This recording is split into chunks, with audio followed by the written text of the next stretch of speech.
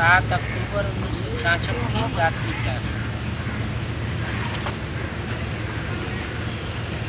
Service का समाचार सुनकर बच्चों को ख्याल होगा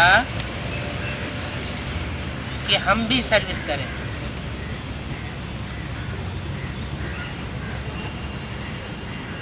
मैंने इशारा दिया कि जब भी संगठन क्लास होता है तो आधा पौना घंटा याद में बैठने के बाद बाबा की मुरली तो सुनते ही हैं और साथ साथ थोड़ा टाइम 10-15 या आधा घंटे का टाइम संगठन क्लास में निकालना चाहिए सर्विस का लेन देन का। उससे सुनने से एक दूसरे को उमंग उत्साह बढ़ता है, तो बच्चों को ख्याल होगा हम भी सर्विस करें। सर्विस करने से बुद्धि विशाल होगी, ईश्वरीय सेवा नहीं करेंगे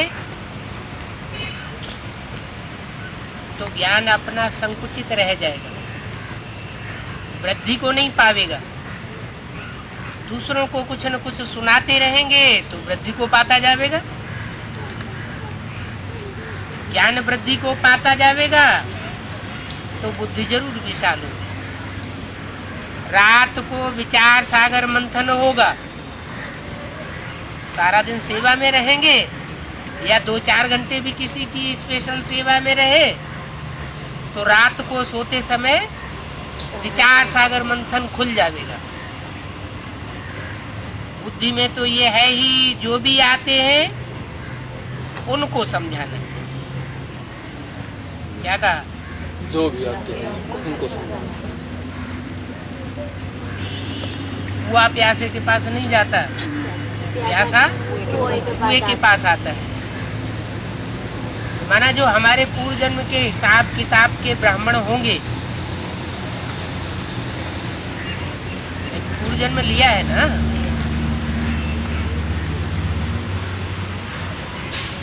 तो जिनसे हमारा कनेक्शन होगा पूर्व जन्म का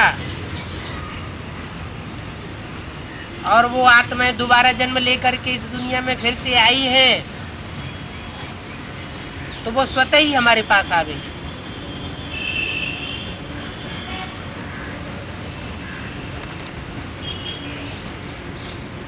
हमारा ब्राह्मण परिवार है, घर परिवार में आग लगती है तो बाहर दूसरों के घर में बुझाने कोई नहीं जाता, पहले अपने घर में प्रयास करता है कि हमारे घर की आग पहले बुझे। तो हमारा भी ब्राह्मण परिवार है, उसमें 2 मतें हो गई हैं। जो नहीं समझते हैं उनकी बुद्धि में क्रोध की अग्नि जल रही है, वाइब्रेशन टकरा रहे हैं, परिवार का बिखराव हुआ पड़ा है। तो बाहर वालों को हम जाकर के सेवा न करें, पहले जो अपने परिवार के लोग हैं, माना बीकेस हैं, उनको हम बाप का संदेश देंगे। बाकी बाहर की दुनिया वाले जो स्वतः ही आ जाते हैं हमारे पास, तो हम ये समझें ये हमारे पूर्व जन्म के हिसाब किताब के कोई कनेक्शन में है इसलिए हमारे पास आए। उनको समझाना है। अभी बेहद के बाप से वर्षा मिल रहा है। इस महाभारत लड़ाई के बाद भारत सतयुग होना है। क्या लड़ाई के बगैर राजाई मिलती नहीं है। हिस्ट्री में तो लड़ाई दिखाई है, बाहुबल की लड़ाई। भगवान बाप आकर के बाहुबल की लड़ाई नहीं सिखाते हैं। ये एवरलास्टिंग लड़ाई है। ये है ज्ञान की लड़ाई, सत्य और असत्य की लड़ाई, धर्म और अधर्म की लड़ाई। इस लड़ाई के बाद भारत में सत्य युग की स्थापना हो जाएगी, झूठ युग खलास हो जाएगा। जैसे यहाँ के मनुष्य समझते हैं दीपमाला आने की खुशी करेंगे, तो अल्पकाल की खुशी करते हैं, यादगार है क्या? दीपमाला मनाते हैं भक्ति मार्ग में, वो इसी समय की यादगार है। आत्मा रूपी दीपक जब जग गए तो सतयुग रूपी सवेरा हुआ था। तो जैसे दुनिया वाले समझते हैं दीपमाला आने की खुशी करेंगे, यह करेंगे, प्लानिंग बनाते हैं, तो हमको भी अंदर में खुशी होनी चाहिए कि अब हमारी एवरलास्टिंग दीपावली आने वाली है। वो सोचते हैं ना कि हम ऐसे ऐसे नए नए वस्त्र पहनेंगे, वो तो स्थूल वस्त्रों की बात होती है कहाँ की यादगार? तो संगम युग की यादगार है, तो क्या हम वस्त्र पहनेंगे? सतयुग आने वाला है, नए नए कपड़े पहनेंगे, हमारे शरीर रूपी वस्त्र बदल जाएंगे, रिजुविनेट हो जाएंगे। जैसे सर्प खल त्यागता है, ऐसे हमारी खल, पुरानी खल चली जाएगी और नई सतो प्रधान सात्विक खल आ जाएगी। तुम तो समझते हो ये कोई दीपमाला लक्ष्मी से भीख मांगने की नहीं है क्या? लक्ष्मी से भीख मांगने। हम कोई लक्ष्मी से भी भीख नहीं मांगते हैं कि हमको कोई सतयुग में स्थूल धन दे देना, नहीं, मांगने की तो यहाँ बात ही नहीं।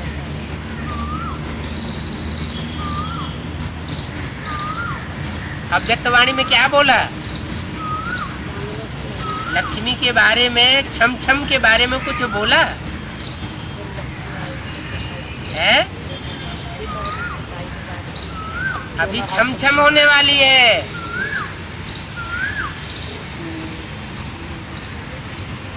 तो लक्ष्मी स्वतः ही आवेगी। भीखना मांगने की बात नहीं है, ना बत्ती आदि जलाते। ये तो ज्ञान की ज्योति जलाने की बात है, और न कोई लक्ष्मी का आवाहन होना है।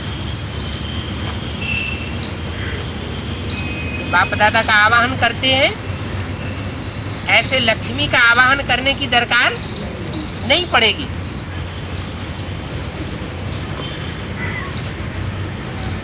भक्ति मार्ग दुर्गति मार्ग कहा जाता है। हमारा तो ज्ञान मार्ग है।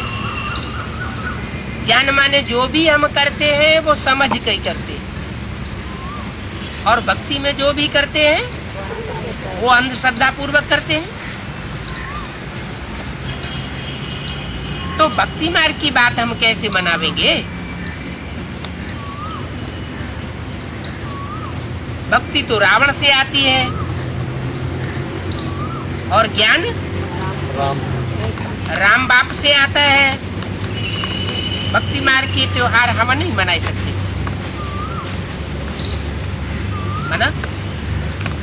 वो स्थूल दीपकों को जगाने का उपक्रम हम नहीं करेंगे। मुरली में तो यहाँ तक बोल दिया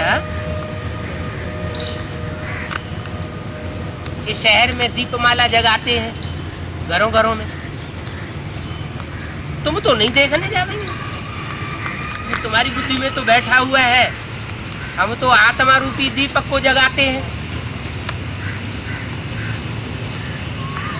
हमारे तो मस्तक में, उत्तमांग में वो उत्तम राजा बैठा हुआ है शरीर को कंट्रोल करने वाला, वो जागती ज्योति हम सदा जलावे।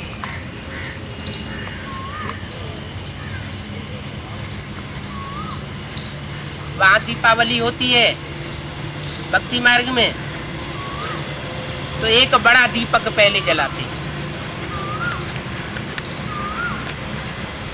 उस बड़े दीपक से फिर थाली में 8 दीपक और रखते हैं, वो पहले जलाते हैं। फिर दूसरी थाली में और दीपकों को जलाते रहते हैं। ये रस्म रिवाज सारी संगम युग की है। जो पहला बड़ा दीपक जगता है उसका नाम क्या है? यम का दिया, क्या? यमराज का दिया। यमराज कहो, धर्मराज कहो, वो दीपक पहले जगता है। फिर उसके कनेक्शन में नंबरवार आने वाली आत्माएं, आत्मा रूपी दीपक, वो भी जगते हैं। तो हम भक्ति मार्ग की कोई बातें नहीं मनाते हैं, हमारी तो समझ की बातें है। शिव जयंती होती है, हम जानते हैं शिव बाबा तो यहाँ है। तो जब यहाँ है तो शिव जयंती मनाने में हर्जा नहीं है।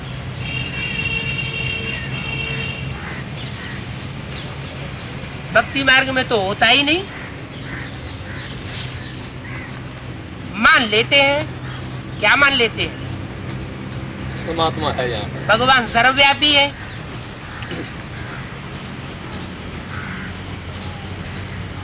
लेकिन हम क्या कहते हैं? भगवान सर्वव्यापी नहीं है। अच्छा, सिर्फ इतना ही कहते हैं कि भगवान सर्वव्यापी नहीं है कि इसके आगे और भी कुछ कहते हैं। हम ब्राह्मणों में भी 2 वर्ग हो गए। एक वर्ग कहता है कि भगवान सर्वव्यापी नहीं है, सिर्फ इतना ही उनको मालूम है, क्या? कि भगवान सर्वव्यापी नहीं है। अगर कोई खुदा न खास्ता पूछ दे उनसे कि सर्वव्यापी नहीं है तो एक व्यापी कहाँ है? बुद्धि चलनी तो चाहिए ना। सर्वव्यापी नहीं है तो एक व्यापी बताओ कहाँ है? तो मुझ जावे कहेंगे ब्रह्मा के तन में आया था। अभी गुलजार दादी के तन में आता है, तो वो बात तो बुद्धि में जचती नहीं। तो भगवान के अवतार स्त्री रूप में नहीं होते। भगवान तो पुरुष रूप में आता है। दूसरी बात, गुलजार दादी में तो ब्रह्मा की सोल आती है, शिव की सोल नहीं आ सकती। क्यों नहीं आ सकती? वो तो पवित्र कन्या है ना। शिव तो पतित तन में आता है, बड़े ते बड़े कामी कांटे में आकर के उसको बड़े ते बड़ा फूल बनाने के लिए आता है। तो वो बात भी नहीं लगती। दूसरी बात है, जो ऐसे बोलते हैं कि ब्रह्मा सूक्ष्म वतनवासी गुलजार दादी में आता है और सूक्ष्म वतनवासी ब्रह्मा में शिव बाप आता है। तो मुरली की बात काटने वाली बात हो गई। मुरली में तो बोला है मैं सूक्ष्म वतनवासी ब्रह्मा में नहीं आता हूँ। क्यों नहीं आता हूँ सूक्ष्म वतनवासी ब्रह्मा में? वो तो पावन है। सूक्ष्म वतनवासी तो फरिश्ता होते हैं ना। फरिश्ते तो पावन होते हैं। पावन फरिश्तों में शिव के आने की दरकार नहीं। और शिव को तो सूक्ष्म शरीर धारण करने की और भी दरकार ही नहीं। वो तो तुरीया सोल है, सदैव निराकारी स्टेज में रहने वाली है। उनको मनन चिंतन मंथन वाली आकारी स्टेज की दरकार है ही नहीं, तो आकारी में क्यों आवेगा? तो ये बात लगती नहीं है कि गुलजार दादी में भगवान बाप आता है।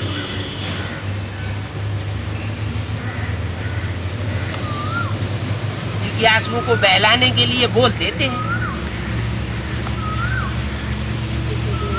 अब बाबा ने तो बोला है मुरली में कि मैं तुम बच्चों को साथ लेकर के जाऊंगा,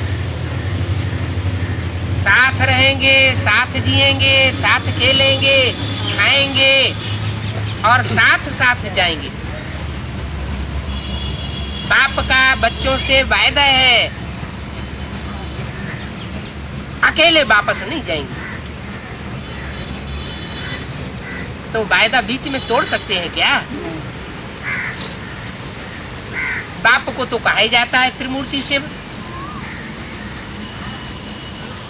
कई बार बोला है कि शिव जयंती नहीं बोलनी चाहिए। क्या बोलना चाहिए? त्रिमूर्ति शिव जयंती बोलना चाहिए। तो त्रिमूर्ति शिव जयंती का मतलब ही है कि तीन मूर्तियों की जय जयकार हो जाए सारे विश्व में। एक ब्रह्मा की मूर्ति की तो जय जयकार हुई, उसका भी अभी आधा स्वरूप रह गया है। जिस मूर्ति की जय जयकार है कुछ ब्रह्मा कुमार कुमारियों के द्वारा हो रही है,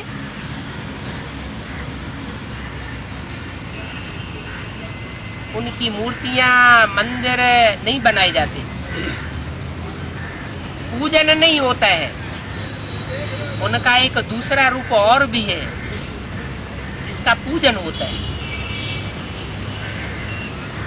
ब्रह्मा नाम है लेकिन शरीर तो पुरुष का था। तो ब्रह्मा का पूरा पार्ट संपन्न नहीं कहा जा सकता। जिस ब्रह्मा के लिए बोला है कि ब्रह्मा द्वारा स्वर्ग के गेट खोलूंगा, ब्रह्मा द्वारा स्वर्ग की स्थापना, देवी देवता सनातन धर्म की स्थापना, तो वो कार्य तो अभी रहा हुआ है। आधा काम हुआ, ब्रह्मा द्वारा ब्राह्मण धर्म की स्थापना हुई।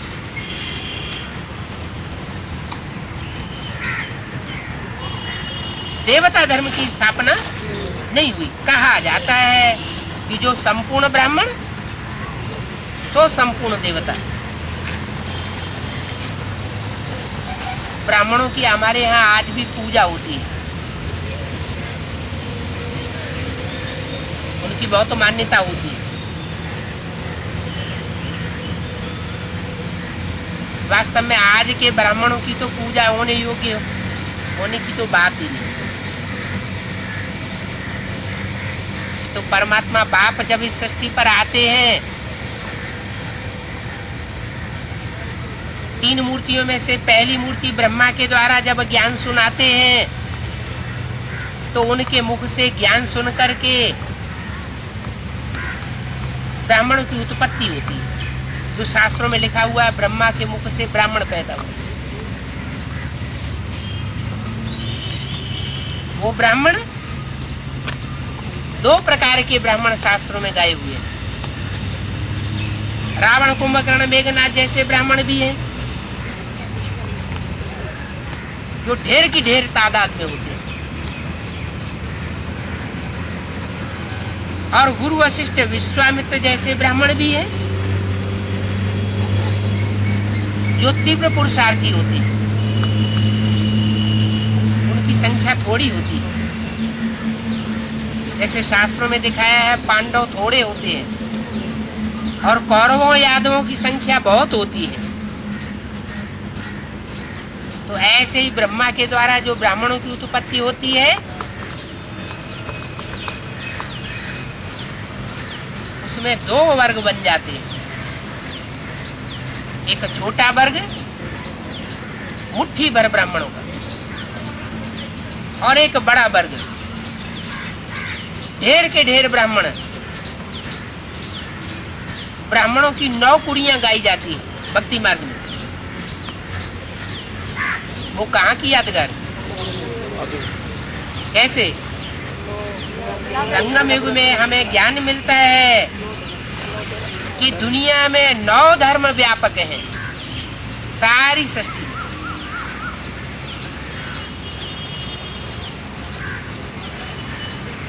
देवता धर्म जो सबसे आदि का है, इसे सनातन धर्म कहते हैं।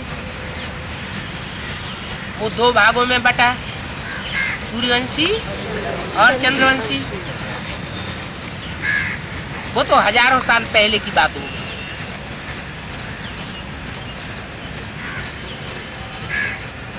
बाद में द्वैतवादी धर्म पिताएं आए। इब्राहिम, बुद्ध, क्राइस्ट, गुरु नानक, शंकराचार्य,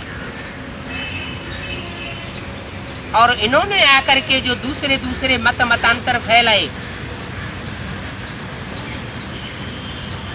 उससे अलग अलग धर्मों की स्थापना हुई। दुनिया में द्वैतवाद बढ़ता गया, 2-2 मतें बढ़ती गई, 2-2 धर्म बढ़ते गए, 2-2 राज्य बढ़ते गए, 2 से 4, 4 से 8। आज देश देश में अलग अलग धर्म है, अलग अलग राज्य। सनातन धर्म वालों की संख्या बहुत कम हो गई। क्यों हो गई कम? क्योंकि दूसरे दूसरे धर्म में कन्वर्ट होती गई। देवताएं हैं ना, देवताएं बड़े भोले स्वभाव के होते हैं।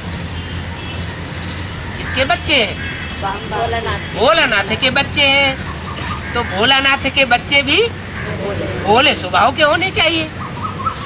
तो ये जो तिकड़े भी धर्म पिताएं आते हैं, इब्राहिम, बुद्ध, क्राइस्ट, 2000 साल के अंदर, वो आकर के इनकी बुद्धि को चेंज कर देते।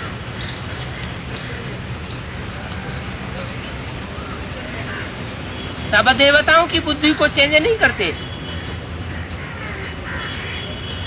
उनका भी हिसाब है।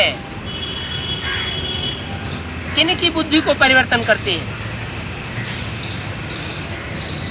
बाबा कहते हैं कलप पहले मिसल। जिन्होंने कलप पहले किया था कन्वर्शन, वही कन्वर्ट होते हैं। आत्मा में अपने अपने पार्ट नुधे हुए हैं।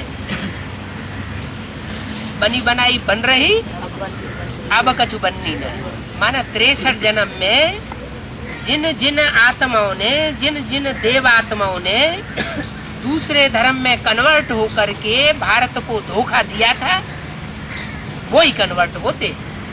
सब कन्वर्ट नहीं होते। जो सूर्यवंशी है वो तो बिल्कुल कन्वर्ट नहीं होते। क्यों? क्योंकि गीता में लिखा है, जब मैं आता हूं तो सबसे पहले सूर्य को ज्ञान सुनाता हूं, और सूर्य से जो जनरेशन पैदा होती है वो सूर्यवंशी कही जाती है। जैसे कहते हैं रघुवंशी, कोई राजा रघु नाम का कोई हुआ, उनसे जो जनरेशन पैदा हुई वो रघुवंशी। ज्ञान चंद्रमा, चंद्रमा से जो पैदाइश हुई वो चंद्रवंशी। ब्रह्मा से जो पैदाइश हुई वो ब्राह्मणवंशी। ऐसे ही 3 संप्रदाय हो गए भारतवर्ष में विशेष सनातन धर्मियों के। ब्रह्म समाजी, वैष्णव संप्रदाय, इसको फॉलो करने वाले विष्णु को, विष्णु के फॉलोअर्स अर्थ में वैष्णव, और शैव संप्रदाय जिन्होंने शिव को फॉलो किया वो शैव कहे गए। तो ये 9 कुरियां बनी ब्राह्मणों की। जो 9 ऋषि गाए जाते हैं शास्त्रों में, ऋषि माना पवित्र रहने वाली आत्मा, उनके गोत्र चले, काश्यप गोत्र, भारद्वाज गोत्र। तो ये सब यहाँ की बातें हैं। सूर्यवंशी और चंद्रवंशी मिलकर के सतयुग स्थापन होता है। वहां कोई भी दूसरे वंश के लोग नहीं होंगे। अगर होंगे तो उनको कन्वर्ट होना पड़ेगा। क्या?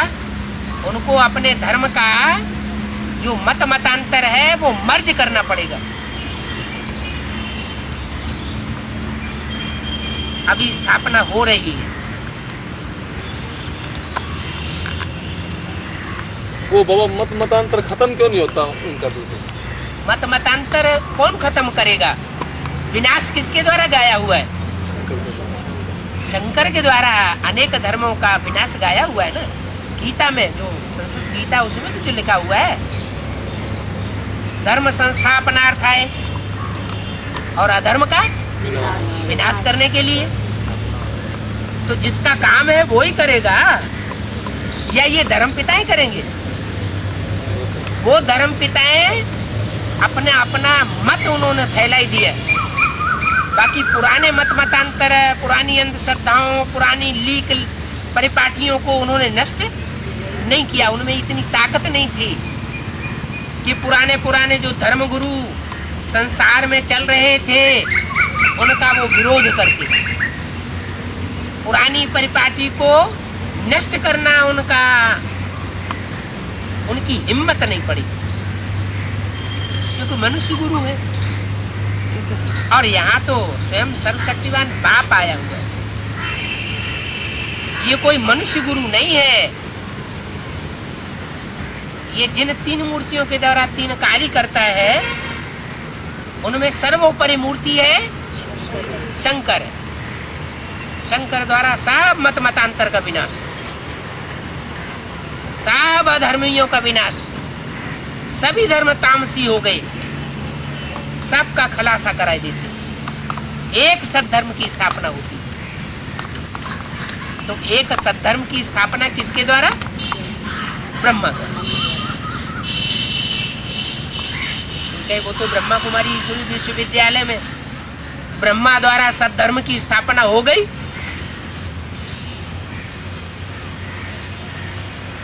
दादा लेखराज ब्रह्मा के द्वारा सद्धर्म की स्थापना हुई या नहीं हुई?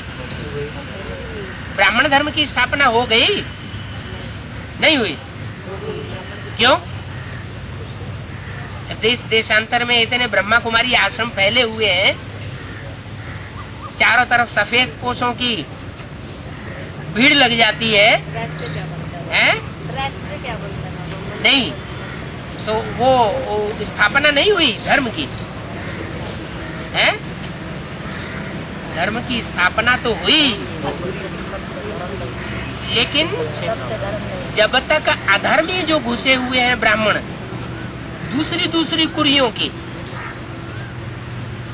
जो पहले भी कन्वर्ट हो गए थे, जो जन्म जन्मांतर कन्वर्शन के जिनमें संस्कार हैं, वो यहाँ ज्ञान लेने के बाद भी दूसरों को मतांतर फैला करके धर्म में अधर्म पैदा कर देते,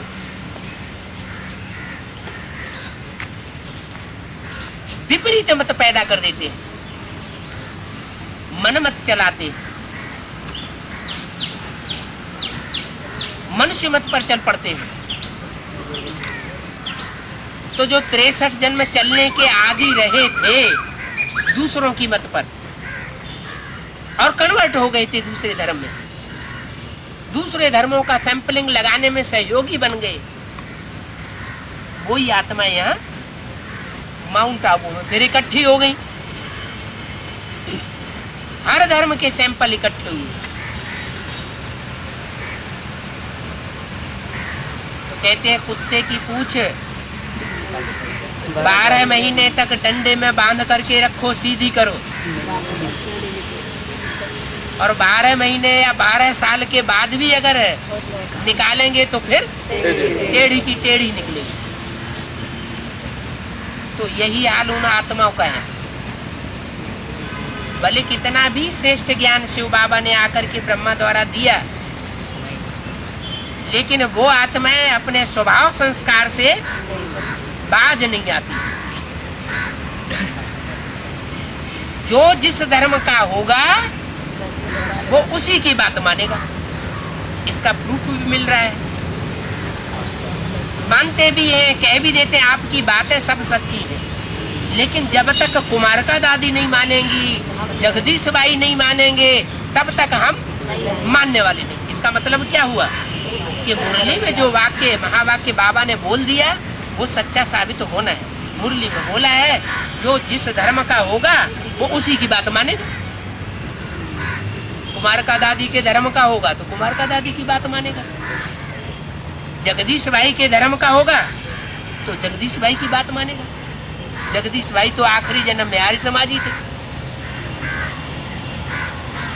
तो उनकी तो कल्प कल्पांतर की नूद है ना, क्या कि उनको हर आखिरी जन्म में जाकर के आर्य समाजी धर्म में कन्वर्ट होना।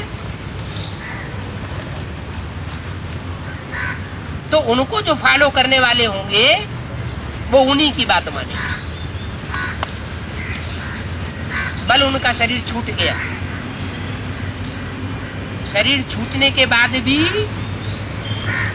क्योंकि अकाले मृत्यु हुई है, ब्रह्मा को याद करने वाली आत्मा थी, जैसे को याद करेगी अंतमते सो वैसी गति होगी।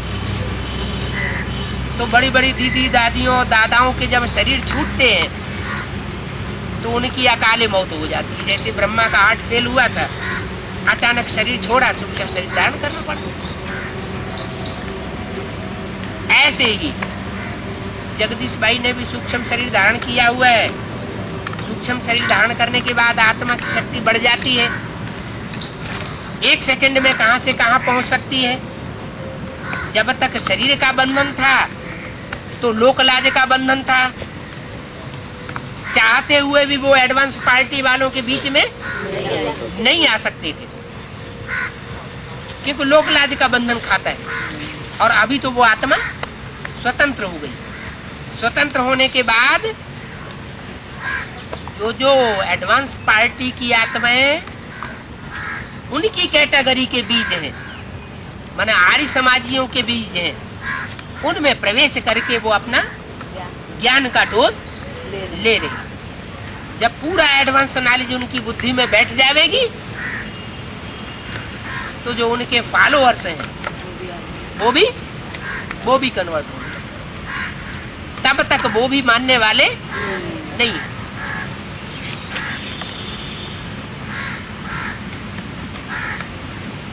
तो ये भक्ति मार्ग है दुर्गति का मार्ग। कौन करता है दुर्गति? है रावण के 10 सिर दिखाए जाते हैं ना।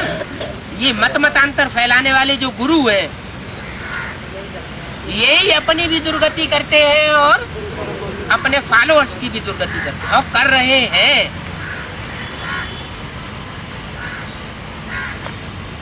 तुम बच्चे तो भक्ति मार्ग की बातें नहीं मानेंगे, क्योंकि तुम्हारी बुद्धि में तो बाप का दिया हुआ ज्ञान बैठा हुआ है।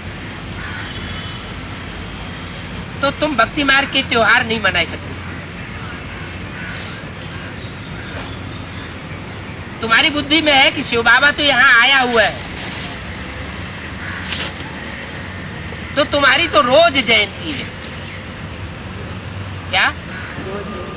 रोज शिव जयंती, रोज शिव बाबा आते हैं और हमको ज्ञान का डोज देते हैं। तो जयंती तुम बच्चे रोज मनाते हो, तो भी क्या करते हो? मनुष्यों को समझाते हो। क्या? वो तो जन्मदिन मनाते हैं तो ढोल मजीरे बजाते हैं, भक्ति मार्ग में। और तुम क्या करते हो? हम ज्ञान के बाजे बजाते हैं। कोई आवेगा तो उसको ज्ञान वीणा सुनावेंगे। इसको पता नहीं है शिव जयंती वास्तव में कब हुई। अरे किसको पता नहीं है, लेकिन जो बाप के पक्के बच्चे हैं उनको तो पता होना चाहिए कब हुई है। शिव जयंती कब हुई है? कब हुई? अरे सन 36 में। 36 में क्यों नहीं? 36-37 में क्यों नहीं हुई है? जब जन्म होता है तो बच्चा गुप्त से प्रत्यक्ष होता है। पहले गर्भ में होता है तो गुप्त होता है, बाहर आता है तो संसार के सामने प्रत्यक्ष होता है। गर्भ में जब आत्मा प्रवेश करती है तो जयंती जन्मदिन नहीं मनाया जाता। माँ को पता चलता है कि पेट में कुछ चुरुपुर हो रही है, हलचल हो रही है, लेकिन और किसी को पता नहीं पड़ता, तो वो जयंती नहीं मनाई जाती। ऐसे ही सन 36-37 में कोई को पता नहीं चला, बच्चों को पता ही नहीं चला कि शिव ने कब प्रवेश किया। मिसाल दिया, ब्रह्मा के तन में शिव आते हैं तो क्या ऐसा ब्रह्मा को पता चलता है? नहीं, इनको भी पता नहीं चलता। कब आते हैं कब चले जाते हैं मालूम ही नहीं पड़ता। हाँ, बाद में पता चलता है कि ये पॉइंट तो हमारी बुद्धि में कभी आई नहीं थी, जरूर ये शिव बाबा ने आकर के बताई। तो शिव जयंती का किसी को पता नहीं है कि शिव जयंती कब हुई, नहीं पता है। नहीं पता है तो सन 76 को बाप का प्रत्यक्षता वर्ष कैसे मनाई लिया है? अरे वर्ष मनाया, दिन का पता तो नहीं है। सन 76 में कौन से दिन शिव बाप ने प्रवेश किया दूसरी मूर्ति में, वो तो किसी को पता नहीं है। क्यों? क्योंकि बाप का विरुद्ध है, फादर सोस सन्स। बाप आकर के पहले बच्चों को प्रत्यक्ष करता है, और बच्चों में भी अव्वल नंबर बच्चा कौन है? शंकर। जगदम्बा तो बच्ची हो गई। बच्चों में भी अव्वल नंबर बच्चा कौन है? ब्रह्मा। सतयुग में पहला बच्चा कौन पैदा होगा? ब्रह्मा पैदा होगा ना। तो जब तक ब्रह्मा की सोल इस साकार सृष्टि में प्रैक्टिकल में प्रत्यक्ष न हो जाए कि किस तन के द्वारा पार्ट बजाई रही है, जब तक कृष्ण की जयंती न हो जाए तब तक बाप अपनी जयंती प्रत्यक्ष करने वाला नहीं है। भले सन 76 में बाप की जयंती मनाई ली, वो तो बाप की जयंती मनाई, लेकिन परिपूर्ण जयंती नहीं। वो रात्रि के 12 बजे वाली विदेशियों की जयंती कह सकते हैं। क्यों? विदेशी तो जयंती मनाते भी नहीं। अगर मनाई होती तो सन 76 में जिन्होंने पहचाना वो बाद में विरोध नहीं करते। इन विदेशी बच्चों ने, विदेशी बीज रूप आत्माओं ने सन 76 में बाप को पहचाना। वो विदेशियों के द्वारा बाप प्रत्यक्ष तो हुआ, लेकिन बाद में वो विदेशी खुद अज्ञान की नींद में सो गए। तो जो भी प्रत्यक्षता हुई न हुई बराबर हुई।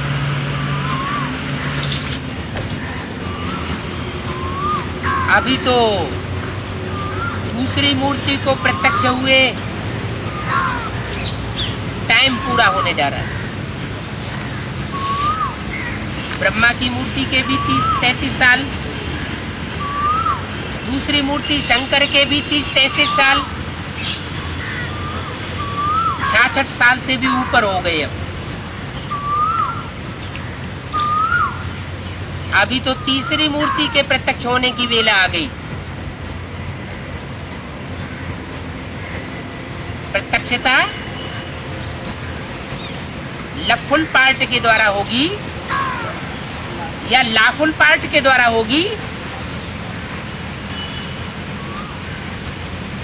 या बैलेंस के द्वारा होगी। कोई बहुत प्यार करे, जैसे ब्रह्मा ने बहुत प्यार किया बच्चों को, उस प्यार में बच्चे और ही ज्यादा बिगड़ गए, माँ की ही जान ले ली, तो प्रत्यक्षता क्या होगी? बाप को छुपाई दिया, सारी सत्ता वर्ल्ड रिन्यूअल ट्रस्ट बना करके अपने हाथ में ले ली।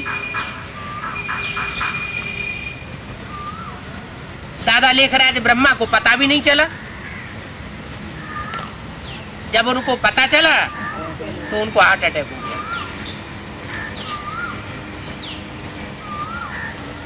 तो ये हिस्ट्री की बातें हैं कि जो विदेशी होते हैं वो अपने बाप को भी मार करके राजाई अपनी मुट्ठी में कर लेते हैं। लंदन की भी हिस्ट्री में ये बात आई है और हिंदुस्तान की हिस्ट्री में भी ये बात आई है। क्या औरंगजेब ने क्या किया था?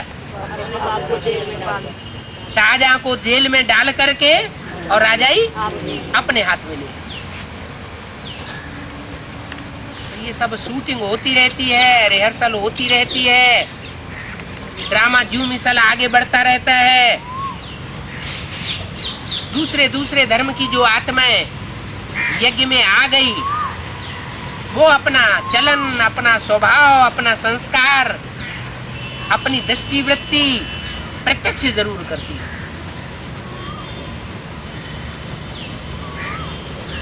तो सन 76 में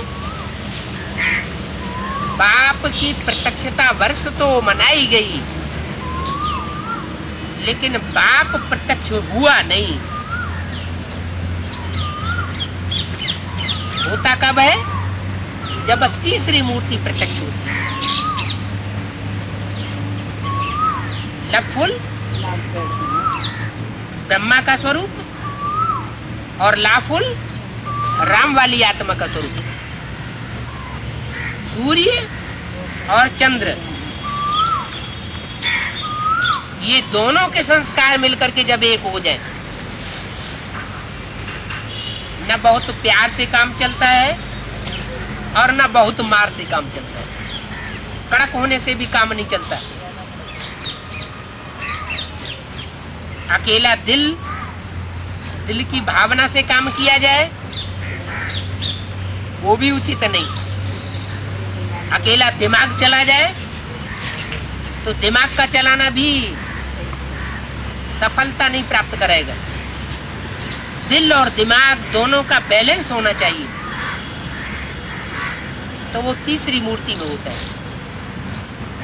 इसलिए तीसरी मूर्ति प्रत्यक्षता के निमित्त बन जाती है। उसके लिए बोला, जो तीसरी मूर्ति लक्ष्मी कहो, महालक्ष्मी कहो, वैष्णो देवी कहो, प्रत्यक्षता के निमित्त है।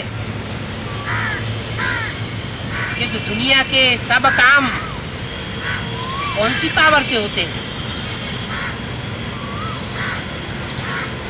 दुनिया में जो भी श्रेष्ठ काम होते हैं, उन श्रेष्ठ कामों की प्रत्यक्षता, उनका प्रभाव जो बिखरता है संसार में, वो कौन सी पावर से होता है? चाहे सतयुग हो, चाहे त्रेता हो, चाहे द्वापर हो, चाहे कलयुग हो, कौन सी पावर है जो दुनिया को चलाती? प्योरिटी की पावर। तो 3 मूर्तियों में वो विष्णु मूर्ति निमित्त बनी हुई, उसके अंदर जन्म जन्मांतर के संस्कार हैं प्योरिटी के। भले बाप का वर्षा नहीं पाते, क्या बाप का वर्षा क्या है? बाप का वर्षा है सुप्रीम सोल, बाप का वर्षा है राजाई। जो बाप के बच्चे हैं रुद्रमाला के मण के, वो राजाई पाते हैं।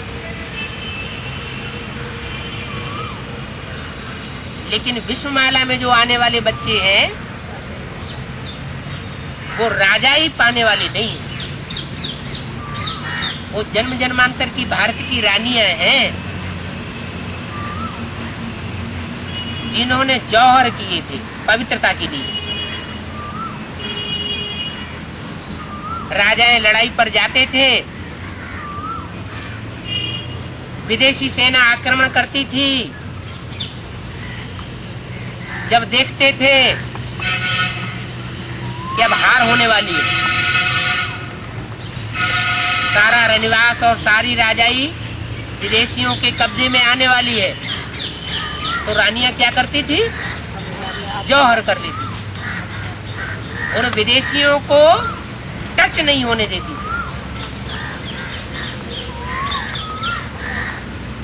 तो ये जन्म जन्मांतर की जो प्योरिटी जिन आत्माओं में भरी हुई है,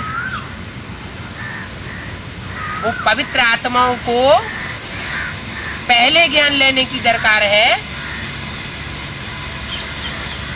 यहाँ जो भारत के राजाएं जन्म जन्मांतर अपवित्र बनते रहे, अनेक रानियां रखते रहे, उन अपवित्र आत्माओं को पहले ज्ञान लेने की दरकार है। अपवित्र आत्माओं का है अपवित्र आत्माओं का अपवित्र आत्माएं हैं जो बाप के बच्चे कहे जाते हैं, रुद्रमाला के मण के कहे जाते हैं, वो जन्म जन्मांतर के राजाएं हैं। उनको पहले ज्ञान मिलता है, ज्ञान की गहराइयां एडवांस मिल जाती है। लेकिन क्योंकि बहुत मैला कपड़ा है, गंध ज्यादा भरी हुई है, तो पानी भी उसके लिए ज्यादा चाहिए, टाइम भी उसके लिए ज्यादा चाहिए, साफ ही नहीं होता है। कितनी रगड़ करो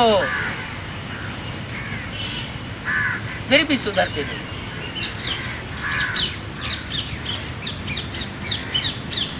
तो तीसरी पार्टी विष्णु पार्टी। पार्टी तो नाम नहीं देना चाहिए, क्योंकि पार्टीबाजी तो दुनियावी बातें हैं। ये तो बाप के पहलौटी के बच्चे हैं, ब्रह्मा विष्णु शंकर। इन पहलौटी के बच्चों में ही अगर पार्टीबाजी हो जाएगी, इनके संस्कारों में ही अगर पार्टीबाजी समाई जाएगी, तो दुनिया का क्या हाल होगा। तो ये पार्टी, ये तो अज्ञानी आत्माओं ने नाम दिया। क्या? Brahma party, Vishnu party, Shankar party. लेकिन ये 3 ग्रुप्स नुधे हुए हैं अपना अपना कार्य करने के लिए। शास्त्रों में लिखा हुआ है कि जब यज्ञ हुआ तो यज्ञ को विध्वंस कर दिया रुद्रगणों ने।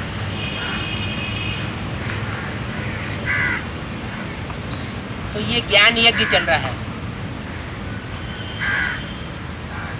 बेसिक नॉलेज का भी यज्ञ है, एडवांस का भी ज्ञान यज्ञ चल रहा है। लेकिन दोनों प्रकार का जो यज्ञ चल रहा है, उसमें अच्छे से अच्छे ब्राह्मण भी घुसे हुए हैं और बुरे से बुरे संस्कार वाले आप ब्राह्मण भी अंदर घुसे हुए।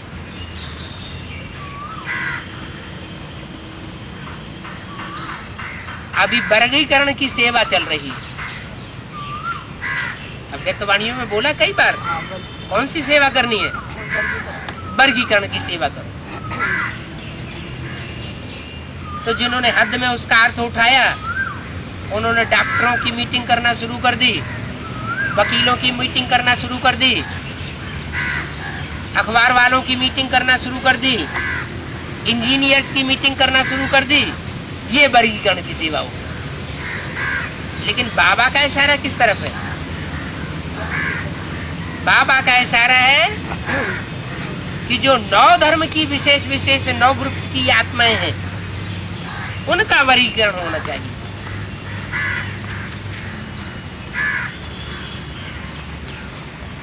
तो स्थापना होगी, स्थापना के साथ साथ विनाश भी होता है।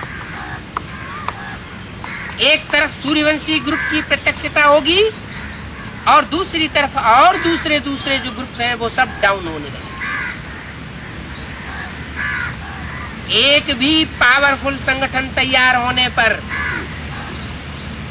एक दूसरे मणके को, एक दूसरे ग्रुप को खींचते हुए अंत में 108 की माला का संगठन एक हो जाएगा। ऐसे अव्यक्तवाणी में बोला गया। इसका मतलब क्या हुआ कि जो 9 वर्ग हैं, जो ब्राह्मणों की 9 कुरियां हैं, वो 9 कुरियां प्रत्यक्ष अलग अलग दिखाई देनी चाहिए। जो पहली कुरी के ब्राह्मण हैं सूर्यवंशी, उनका संगठन पहले एक दिखाई देगा। वो संगठन इतना पावरफुल होगा, इसके लिए बोला हुआ है, ये पांडवों का किला ऐसा बन जाएगा जिसमें एक भी विकारी पांव रख नहीं सकेगा। अभी तो सब घुस जाते हैं, पता ही नहीं लगता कौन किस ग्रुप का है, किस पार्टी का है, इस्लाम धर्म का है, क्रिश्चियन धर्म का है या किस ग्रुप का है। अभी ये वर्गीकरण की सेवा जल्दी ही पूरी होने वाली। उसमें सूर्यवंश और चंद्रवंश पहले प्रत्यक्ष होंगे।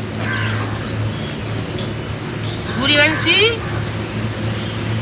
चंद्रवंशी ग्रुप को खींच लेंगे। क्या?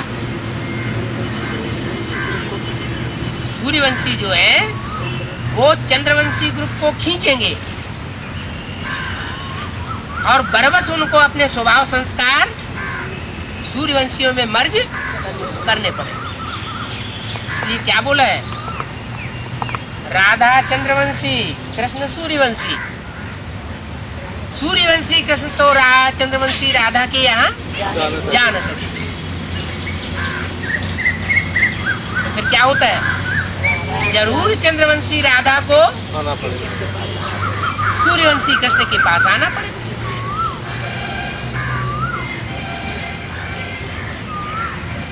तो ये खींचतान चल रही है। अभी तो सब अपने अपने को बड़ा समझते हैं, कोई नीचा मणका बनने के लिए तैयार नहीं है। सब अपने को राजा समझते हैं, कोई दास दासी बनने के लिए तैयार नहीं है। अभी ऐसा टाइम आने वाला है कि जैसे मिलिट्री में ऊपर वाले ऑफिसर को नीचे वाला ऑफिसर नजर उठा के नहीं देख सकता, जिस ओबे कर नहीं सकता, ऐसे ही माला का जो ऊपर वाला मणका होगा उसको नीचे वाले मणके उंगली तक नहीं उठा सकेंगे। अभी तो हर एक दूसरे को उंगली उठाए देता है। आपने ऐसा क्यों किया, इन्होंने ऐसा किया तो हमने ऐसा किया।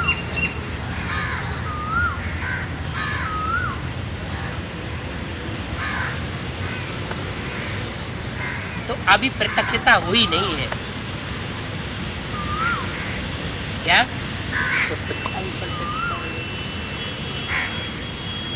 बाप प्रत्यक्ष होगा या पहले बच्चे प्रत्यक्ष होंगे? हैं? बच्चे प्रत्यक्ष पहले बच्चे प्रत्यक्ष होंगे। कौन से बच्चे पहले प्रत्यक्ष होंगे? ब्रह्मा विष्णु शिव। हाँ, रुद्रमाला में भी कौन से बच्चे? रुद्रमाला तो 108 की है। हाँ, सूर्यवंशी बच्चे जो है वो कौन से बच्चे प्रत्यक्ष होंगे? सूर्यवंशियों में भी सूर्यवंशी ग्रुप भी तो 12 का है ना। उन 12 में से कौन पहले प्रत्यक्ष होंगे? तीन मूर्ति सूर्यवंशी है। तीनों मूर्तियां सूर्य कहेंगे। तीनों मूर्तियों को सूर्य कहेंगे। हैं? 2 मण के प्रत्यक्ष होंगे। अभी तो अव्यक्तवाणी में तो बोल दिया 3 सीट फिक्स हो चुकी है। सन 73 में जब पहला मेला हुआ था दिल्ली में, तो बोला था कि दिल्ली में जो मेला होने जा रहा है उस मेले की स्थूल सजावट का इनाम दीदी दादियां दादाएं देंगे। और जो चैतन्य प्रदर्शनी जो बच्चे तैयार करेंगे, चेहरे की चैतन्य प्रदर्शनी, अव्यक्त स्टेज, उसका इनाम बाप दादा देंगे। तो इनाम तो बाप दादा ने घोषित कर दिया। क्या 3 सीट्स फिक्स हो चुकी है। ब्रह्मा की भी सीट फिक्स है। ब्रह्मा कहो, जगदम्बा कहो, बात एक ही है। और जो दूसरी मूर्ति है जिसके द्वारा आसुरी संस्कार, आसुरी धर्मों का, आसुरी ग्रुप्स का, आसुरी शक्तियों का विनाश होना है, वो मूर्ति भी प्रत्यक्ष है। बाहर की दुनिया वालों के बीच नहीं, बेसिक की दुनिया वालों के बीच नहीं, एडवांस पार्टी के अंदर जो विशेष आत्माएं हैं उनकी बुद्धि में उनका झंडा बुलंद हो रहा है। वाइब्रेशन मजबूत हो रहे हैं। ये 3 मूर्तियों के अलावा और कोई मूर्तियां नहीं है जो संसार में विश्व विजय करके दिखलाने वाली बने। वो तो प्रत्यक्ष हो गई। उनको तो कहेंगे त्रिमूर्ति शिव। लेकिन 3 मूर्तियां जो है वो पूरी प्रत्यक्ष तब होती है जब तीसरी मूर्ति भी मैदान में आ जाए। अभी तीसरी मूर्ति मैदान में नहीं है। तो जब तक मैदान में नहीं है, प्रत्यक्ष में नहीं है, तब तक कोई मानने वाला नहीं है।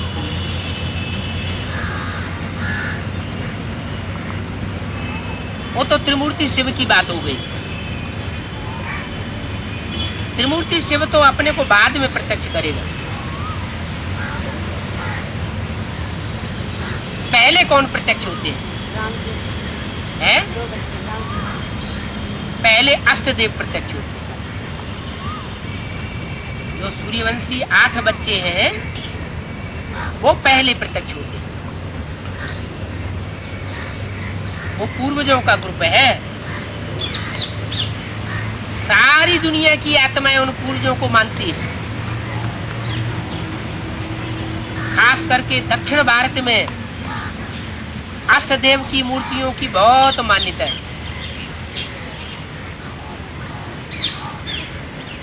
तो शिव जयंती होने से पहले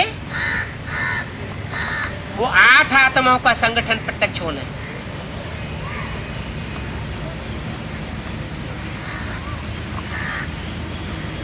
वो जरूर 8 आत्माएं,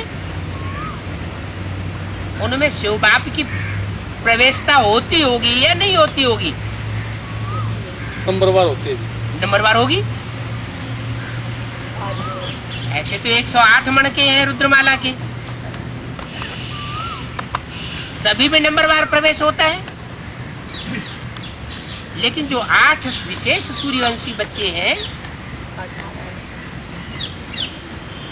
उनमें बाप दादा खास प्रत्यक्ष होते हैं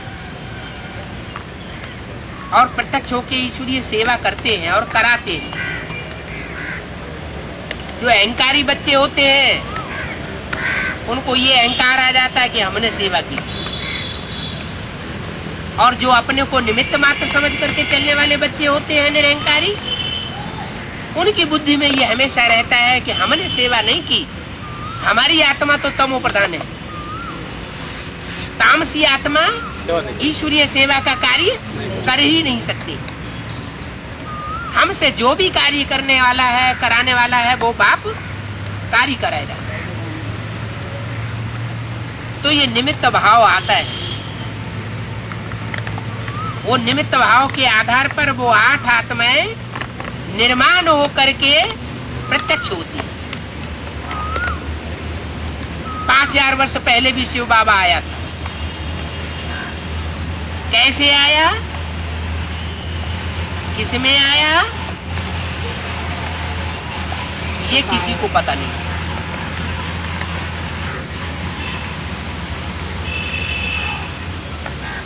तीन मूर्तियों में आया। त्रिमूर्ति शिव तो कहते हैं, लेकिन त्रिमूर्ति शिव पहले प्रत्यक्ष होता है या पहले बच्चे प्रत्यक्ष होते हैं? पहले कौन प्रत्यक्ष होता है? पहले तो बच्चे प्रत्यक्ष होंगे ना। लिखा हुआ है बाप ब्रह्मा द्वारा स्थापना करते हैं। काय की? ब्राह्मण धर्म की तो स्थापना हो गई। नंबरवार ब्राह्मण बेसिक से ही निकलने लगे। नंबरवार पवित्रता की धारणा की कर रहे। पवित्र को ब्राह्मण कहा जाता है, अपवित्र को ब्राह्मण नहीं कहा जाता। तो नंबरवार ब्राह्मण तो तैयार हुए, लेकिन ब्रह्मा द्वारा स्वर्ग के गेट खुले हैं ये नहीं कहा जा सकता। हाँ, अभी अव्यक्त वाणी में ये बोल दिया है कि न्यू वर्ल्ड की सौगात तुम बच्चों को बाप दादा ने दी है। क्या? न्यू वर्ल्ड की सौगात तुम बच्चों को बाप दादा ने न्यू वर्ल्ड की सौगात दी है। और 2 साल से जो अव्यक्त वाणियां चल रही है, उन अव्यक्त वाणियों में जो खास बातचीत बाप दादा की हो रही है वो अष्ट देवों से हो रही है। उनसे बोला कि तुम बच्चों को न्यू वर्ल्ड की सौगात दी है, उसमें आना जाना करते हो ना।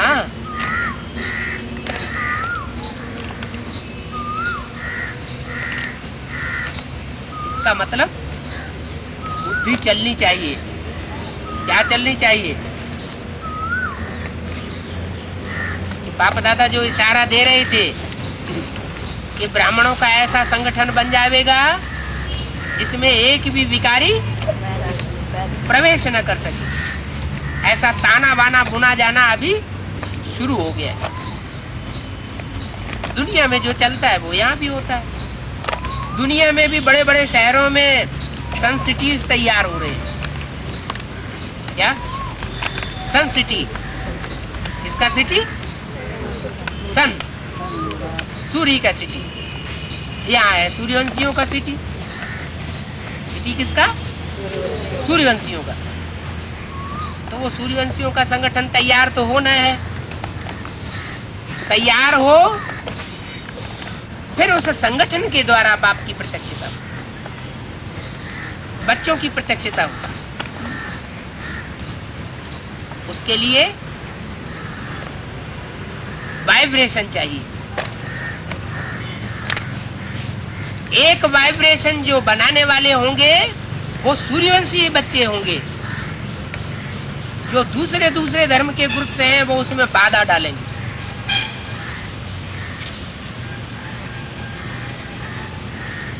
और बाधा डाल करके उस संगठन को बिगाड़ने की चेष्टा करेंगे।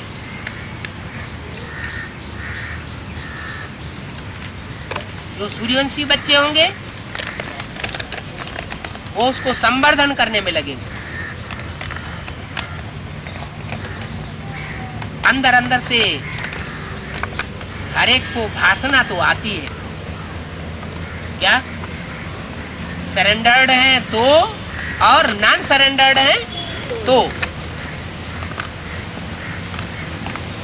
कि हम उस ग्रुप में जाने लायक हैं या नहीं। क्योंकि अव्यक्तवाणी में बाप दादा ने बोल दिया है अभी चेहरे तैयार हो रहे हैं। क्या अभी फीचर्स तैयार हो रहे हैं। कोई के देवी देवताओं के फीचर्स तैयार हो रहे हैं और कोई के राक्षस राक्षसियों के फीचर्स तैयार हो रहे हैं।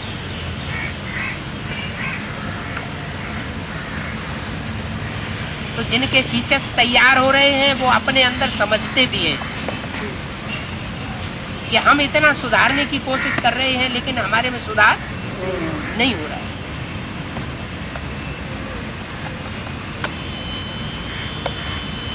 माना विनाश भी चालू है।